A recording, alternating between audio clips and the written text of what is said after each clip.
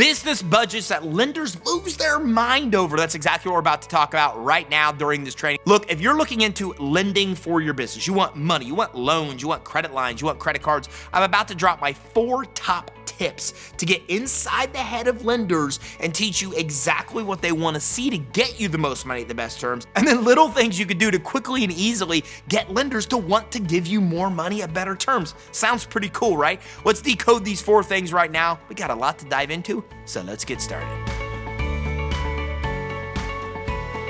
All right, so when it comes to getting the most money at the best terms, budgeting or how you manage your money is like really important. So lenders are looking at things like cash flow management. They're looking at the kind of reserves you have. They're also looking at the profitability of your business. And they're also looking for reasonable expenses. Like, are the expenses and what you're paying for things reasonable? So if you get these things dialed in perfectly, then you're creating the type of cash flow management and budgeting that lenders really want to see. And that's what attracts you to the best lenders that will give you the best financing terms.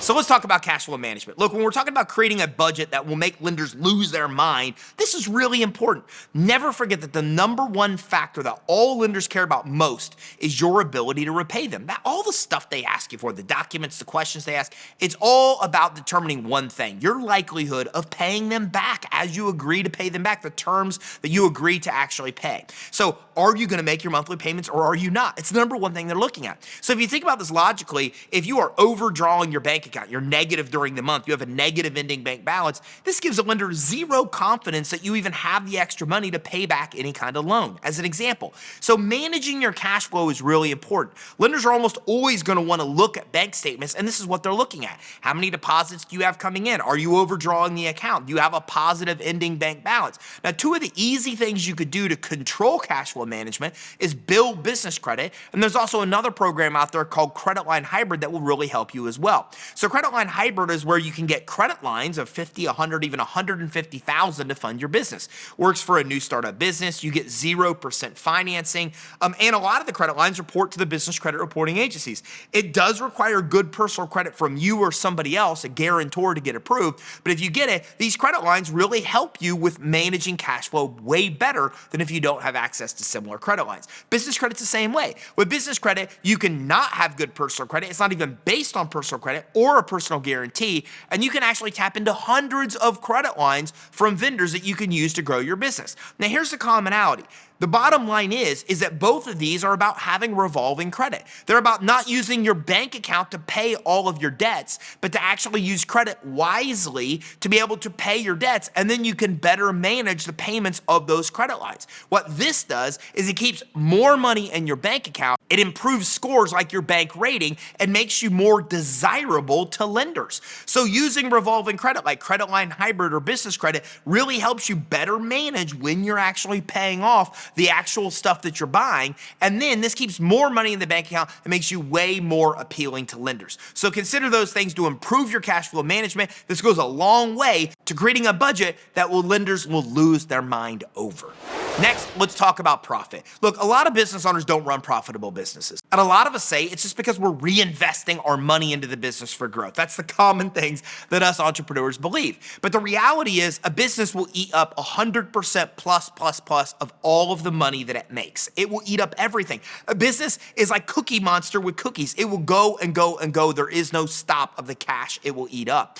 You have to control this, and you control this by simply controlling your actual profit margin. Now, there's a great book by Mike Mikowitz called Profit First that you really should dive into if you haven't read already. And this is the theory of how to run a business. And it kind of works like this. You take the percentage of profit you want to have out of the business, then you pay all the expenses after that. Now, most of us do the opposite. We pay all of the expenses, then what's left over is profit. The problem is when we run our businesses this way, there's oftentimes little to no profit. And that little to no profit means we're not taking the money out of the business that we want to and should have. Let's be honest, it's why we created the business, to give us that financial freedom. But we could easily turn this around by saying, here's what our profit margin will be: 5%, 10%, 15, or 20%.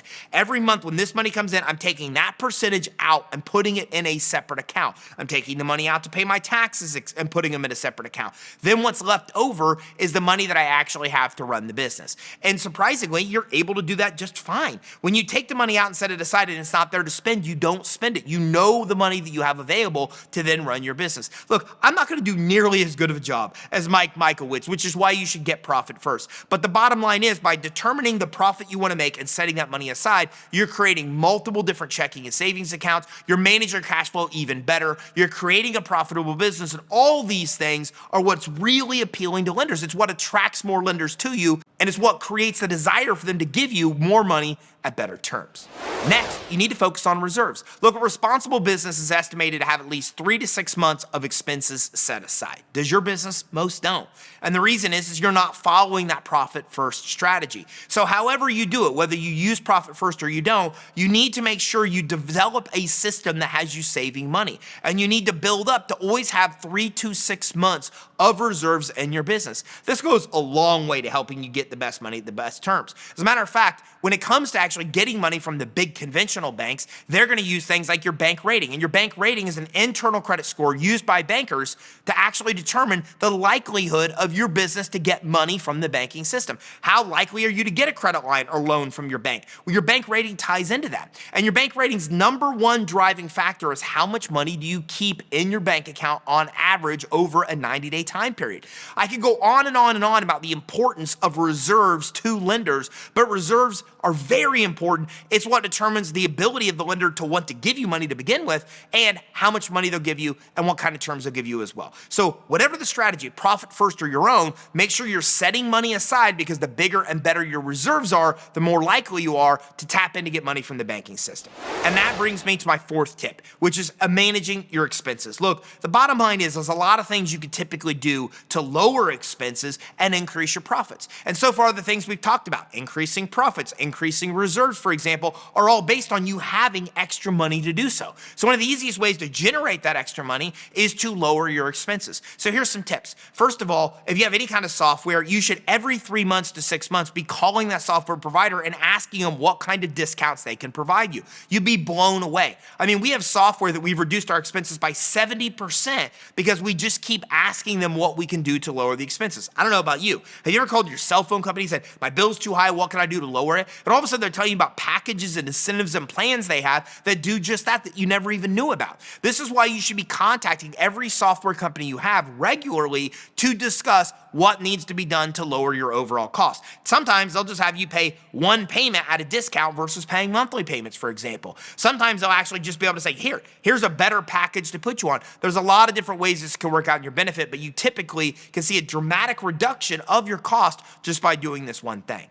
But it doesn't really stop there. It doesn't really stop with software companies. The reality is you should analyze every single expense you have on a regular basis, and you should be going in and negotiating with every one of those debtors that you may have to try to get better terms on all of the type of financing you have. You should be contacting your credit card companies every 6 months to see what you can do to get your limits higher and your rates lower. You should be contacting every kind of service provider you have, every kind of supplier, to make sure you're getting the best deal. You should be doing more volume with people like suppliers or whoever it is that you do business with, and then talking to them about volume discounts once you are doing that volume. Every 6 months at least, you should be looking at every line item of expense you have, and you should be talking to the person that expense or debt is with to try to get better terms. This one thing and this one thing alone can increase your profit margins by 5, 10, 15, 20% or more, and that helps you increase profitability, it helps you increase reserves, and it shows that you're managing your cash flow properly. And when you tie all this together, then you're creating the budget that will blow lenders out of the water, that makes you really, really, really desirable to lenders. And that's the key to getting you the most money at the best terms. So there it is. Those are my 4 best tips to create a budget that will blow lenders' minds. But the next thing is you got to find the right lender. You got to find the right loan program. Harder than it may seem, because there are thousands and thousands and thousands of lenders and loan programs out there. So Credit Suite can help you with that. We never charge you a dime of money to help you secure financing. So there's one of two things you can do right now. You can go to creditsuite.com/get funding. And if you go to creditsuite.com/get funding, you answer a few questions. You can talk to our finance team, and our finance team will talk to you about all the financing you can get right now and some things you need to work on to become SBA ready to get even more money at better terms down the road. And the next thing is go to creditsuite.com/consult. At creditsuite.com/consult, you can schedule a finance assessment with our team. We'll look at your fundability, fix and help you adjust some things that will make you more appealing to lenders. We'll give you tips and tactics to build your business credit, and we'll also talk to you about all the financing you can qualify for right now. That assessment's 100% free, so make sure you register for that as well. Did you get value from this training? If so, make sure you like and subscribe and keep your eye out for the next training where we talk about more cool ways to get the money you need to start and grow your business.